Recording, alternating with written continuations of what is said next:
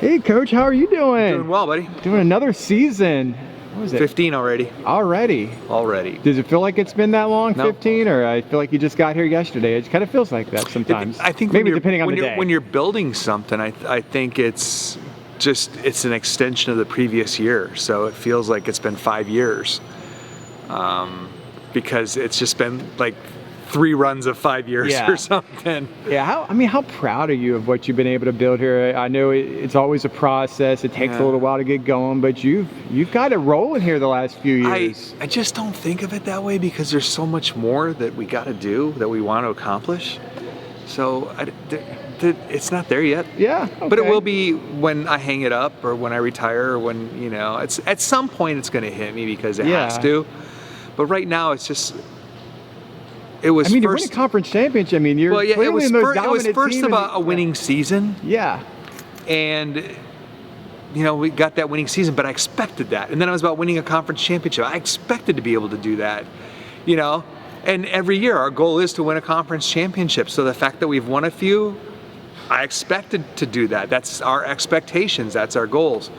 And so now we're starting to climb deeper into the NCAA tournament and, getting these big teams on their court and having a shot at knocking them off. So it's in a great progression, but in terms of satisfaction or something like that, you can allow yourself to kind of dwell on that because you're still not where you want to be. No. You still want to take that next step. Right. I'm happy for the student athletes to come through here and have had a great experience. And but for the program, there's still things to be done. Right. And so I'll focus on all the great things later on, I'm sure. We'll talk about the team for a little bit. Having McKenna and Amber come back, how huge is that? They could have moved on. They've graduated. They played 4 years, but they get another year. How important is that? I'll tell you what, they already paid their bill. They earned their scholarship over 4 years, 2 4-year starters, All-Americans, All-Conference, Setter of the Year. What more could you ask for, right? But to come back and bring that leadership, the blueprint for the chemistry that we need to win, and mentoring younger players. And McKenna's got 3 young outside hitters that she's mentoring, and Amber's got a couple of setters that she's mentoring. That, I think, more than anything else, is the greatest reason to have them back, is that they're passing the torch on in person versus being a Zoom meeting me and we can talk about it. They're going to be in the gym with the younger players. So that part's pretty exciting. McKenna, when did she really make a jump to, she's always been a great player, but to really become elite, I just asked her, she said maybe during COVID she kind of evaluated where she was, and physically she got a lot stronger. When did you see it, her even take another step up? She would be able to tell you more about her personal journey than I would. She's a very cerebral person, and there's nobody that coaches her harder than herself. For me, it's like most elite athletes I've ever coached. It's after that freshman year, and it's somewhere in the sophomore year, maybe during the summer, maybe during the fall, we saw the makings of somebody who could be an All-American to somebody who will be an All-American. Yeah. And now where she stands, we'll have to wait and see what the numbers say and all that kind of stuff. But if she's not the best player in the history of the program, she's going to be one of the best, because we've had a lot of great players come through here. You think back to the 70s, 80s, 90s, 2000s, and she's certainly going to be on that Mount Rushmore when all is said and done. She said she committed here pretty early on. I think maybe it was a sophomore year. She said it was the rules have changed a little bit. What do you kind of remember about her? Were you thinking greatest player UCF history potentially? No, what did you see in her? She was a 5'8", 5'9" libero. Yeah, that's right. She was saying that. We thought that we got the greatest libero in the country, and Jenny built a great relationship with her and the club and her mom, and we were able to get her to commit to us. And then that's at the summer after her sophomore year. So we begin to track her, see how she's doing. And she's hitting outside for her high school team and all that kind of stuff. And then all of a sudden she's 5'10", 5'11", 6'1", 6'2". And now we're watching her. And all that time we're still thinking, wow, we got a great libero. Not only is she a good libero, she's long, she covers space. And it's like having that 6'4" linebacker that can fly, and she's got the long arms. And then all of a sudden she's hitting outside in her club team, and they're playing for the 18 Open National Championship, and she's going swing for swing with the consensus #1 player in the country. And I remember calling Jenny and saying, Jenny, we just lost our libero. And she's, oh no, McKenna get hurt? I'm like, no, she's playing L1 for us. She's going to be our outside hitter. And, she just kept working on that craft, but still is one of the best, if not the best ball control outsides in the country.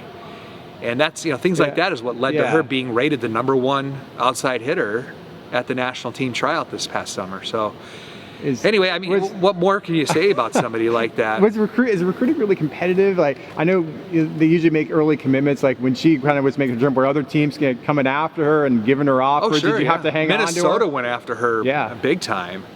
And, I don't know, it was her decision to do what she did, but she, the biggest problem that we're experiencing in our sport, and you see it in other sports too, is once somebody proves out to be pretty good, all of a sudden it's, I heard you were going to transfer from UCF, Exactly. Well, no, I'm not, but, well, if you do, we got a scholarship for you.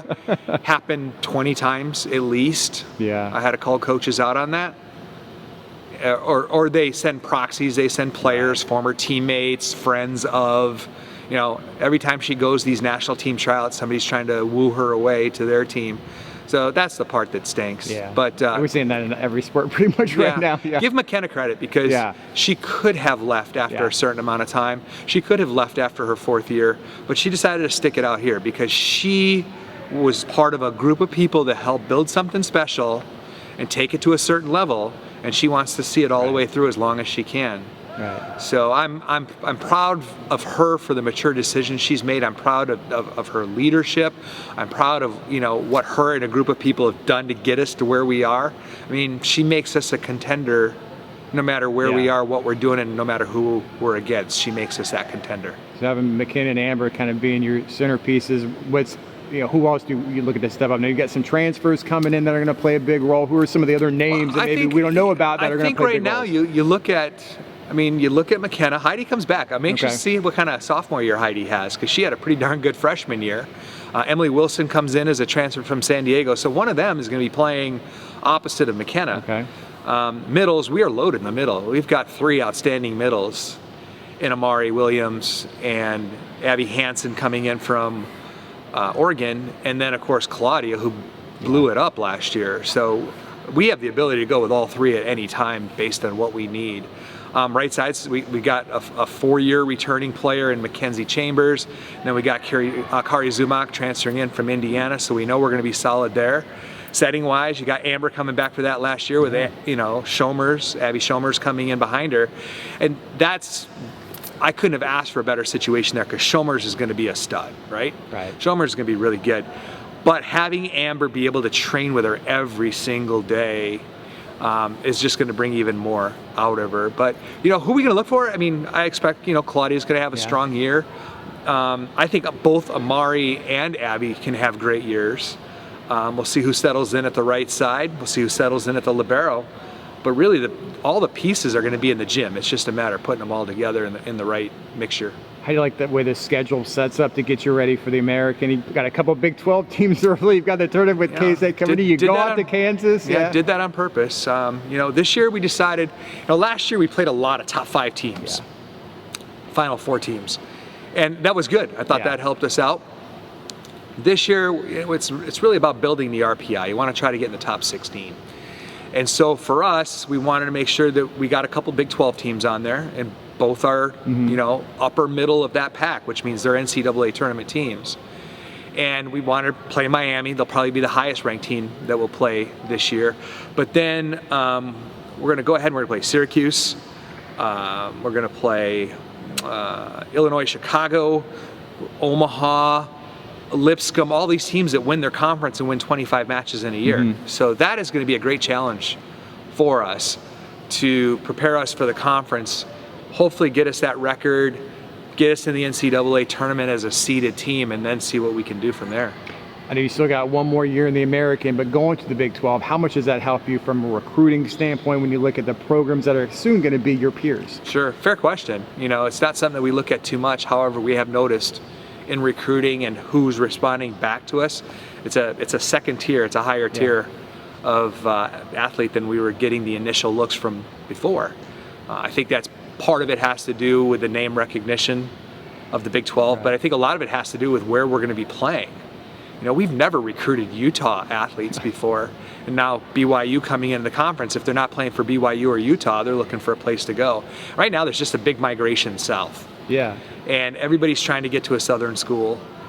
So for us, playing in Texas, nothing new for us, but it opens up the teams that we're playing in Texas, opens up Kansas, it opens up Colorado because Colorado's so close to Kansas, opens up the West Coast. We've never had as many West Coast recruits as what we've had right now. Indiana because of Cincinnati.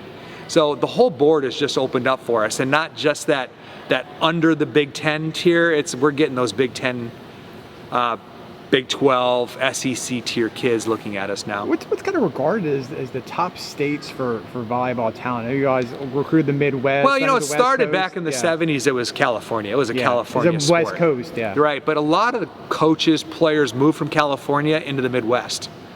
And so then the Midwest started getting really good because the coaching was taking care of the talented athletes and building them and creating them. Chicago was a hotbed for the longest time, and Indianapolis and Indiana in general, actually.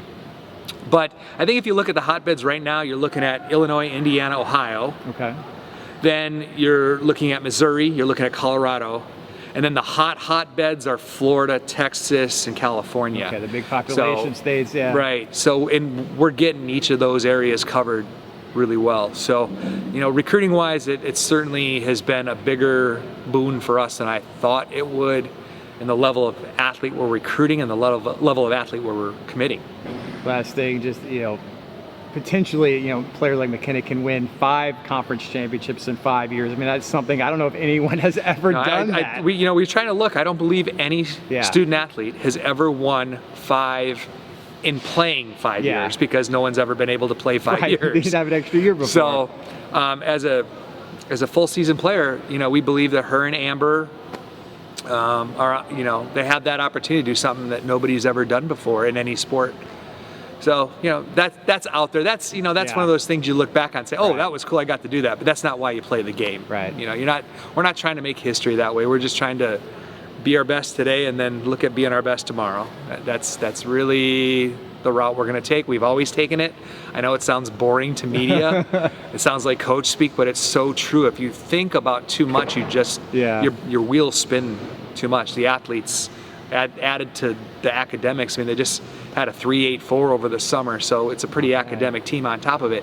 You bunch them up with too much and their brains just slow down. And so we've got to just keep the expectations in the moment, and I think that's what makes us good. And you're excited about another volleyball season? Are you excited about a Green Bay Packers season coming up? Are you making sure your practices and your travels kind of arrange around those windows on Sunday? It's become more of a myth than anything else that I actually schedule flights and practice times around Packer games. But no, Packer games are important, but that's not quite true. I mean, we catch them when we can catch them. Otherwise, we DVR everything. I don't know. I'm not so excited after the first preseason game. 3 interceptions and 4 drives. It's just preseason, though, right?